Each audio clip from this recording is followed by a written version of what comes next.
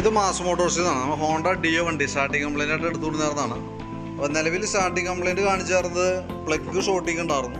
അതേപോലെ തന്നെ ചില സമയങ്ങളിൽ വണ്ടി പ്ലഗ് മാറ്റിയിട്ട് വണ്ടി സ്റ്റാർട്ടായി, പക്ഷേ നമുക്ക് ഇടയ്ക്ക് ഒരു മിസ്സിങ് പോലെ കാണിച്ചിട്ടുണ്ടായിരുന്നു. അതായത് പ്ലഗിനകത്തേക്ക് പോകണ പവർ കട്ടായി പോകുന്നുണ്ടായിരുന്നു. അതിൻ്റെ കാരണം എന്താ വെച്ചാൽ ഈ ഇരിക്കുന്ന CD യൂണിറ്റിൻ്റെയാണ് എൻ്റെ കംപ്ലയിൻറ്റ് കേട്ടോ.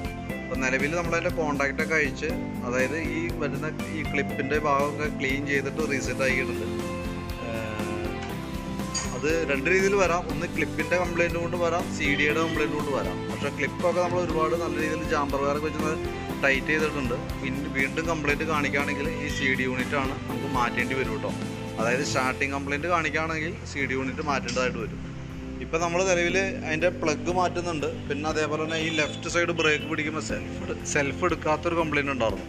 അത് ഈ ബ്രേക്ക് സ്വിച്ചിൻ്റെയാണ്. ആ സ്വിച്ച് കൂടി മാറ്റുന്നുണ്ട് കൂട്ടത്തിൽ കേട്ടോ. അപ്പോൾ ഞാൻ അതിൻ്റെ ഒരു എസ്റ്റിമേറ്റഡ് ഡീറ്റെയിൽസൊക്കെ വാട്സാപ്പിലേക്ക് ഒന്ന് സെൻഡ് ചെയ്തിട്ടേക്കാം.